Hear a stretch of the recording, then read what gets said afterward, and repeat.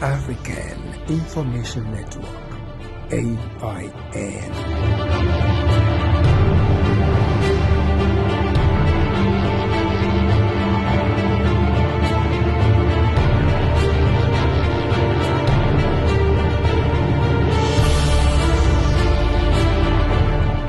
Hello there, welcome to African Information Network. I am Dr. Michael Umunna, and this is Focal Point Africa.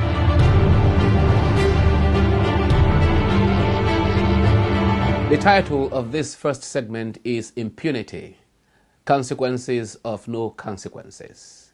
Now, to help us define or clarify this word impunity, I have a video to show you, but I must warn you ahead of time that this video is very graphic, so viewers' discretion is absolutely advised. This video exemplifies impunity in its highest order.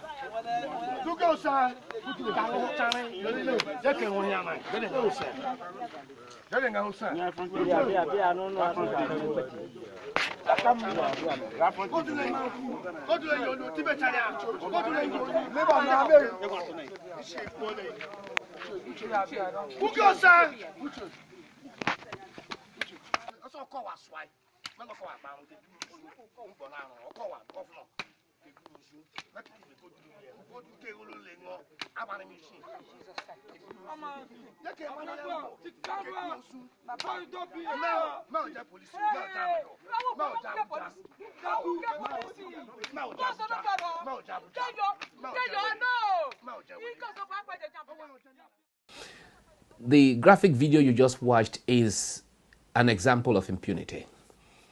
You might ask me how or why do I say so? Let's start first by defining impunity. Impunity is exemption, or the attitude that you can be exempted from punishment for whatever you do. Impunity is demonstrating that you are above the law. The woman you just saw being dehumanized through the despicable acts of those individuals is a human being just like you and I. They say, well, that the woman had mental challenges. She was not being beaten because she had mental challenges. She was being beaten because the person who orchestrated this beating, who is supposed to be an aide, actually a special security assistant to the governor of Delta State. This person's name, Friday Eluro, whatever. This individual orchestrated this beating because he says this woman insulted him. How do you beat a woman to pulp? How do you strip a woman naked, tie her up like an animal, and beat her, embarrass her, dehumanize her in public because you are an aide to the governor of the state? That is a demonstration of impunity. And how does impunity come to be? In 1897, the French sociologist Emile Durkheim coined the word anomie. Anomie is a state of normlessness, a state of craziness where people are separated from the laws of society. People can do whatever they like because they think they have the power to do so. Anomie, according to Emile Durkheim, is a situation where individuals no longer abide by the rules that bond society together. In a democratic society, there is something called the social contract. That is to say, individuals in that society elect some citizens to be their leaders, quote and end quote, not their masters. But these individuals demonstrated high impunity, and this only happens in a society where there is no law or there is no execution of the law. Okay? Because in Nigeria there are laws, but people are not prosecuted for a lot of the things they do.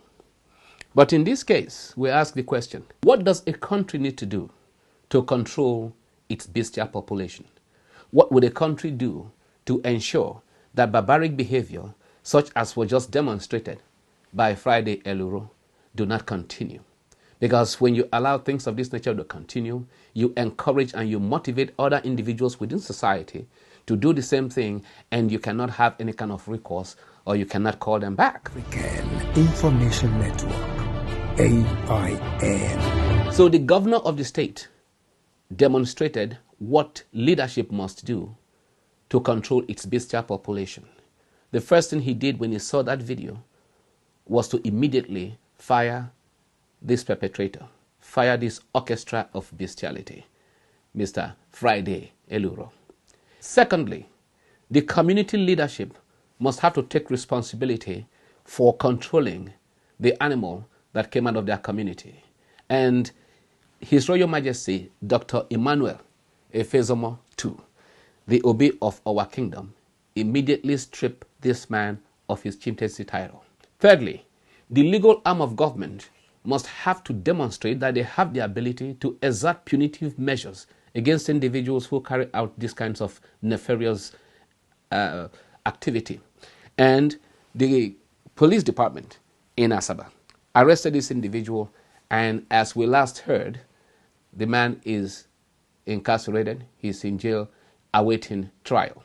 But that is not all. The question that must come to mind is, what about the individuals who were part of the orchestra? The individuals you saw in the video, kicking this lady, hitting her in the head, doing everything they could to demonstrate that they had power over the individuals around them, over other citizens. All of them must be arrested. They must all have to face the music of the law. There's no one who perpetrates any kind of injustice against another in a democratic entity that has to go free. Because if government, community, and the state allow these individuals to go free, then the bond of social contract is distracted. It is not only distracted, it stands the chance of being completely annihilated. Thank you so very much for watching this first edition. On the second edition, we are going to do something that looks like a part 2 of impunity. It will help to answer the question, is impunity only meant to be defined from the perspective of holders of political power or those who are in government? You will see how impunity can also spread throughout the streets. But ladies and gentlemen, this is African Information Network, where we bring you a myriad of experiences about Africa. What we discuss here is not just country sensitive, it's not about Nigeria alone. This phenomenon called impunity happens everywhere. But until we meet again, have a wonderful day. Thank you.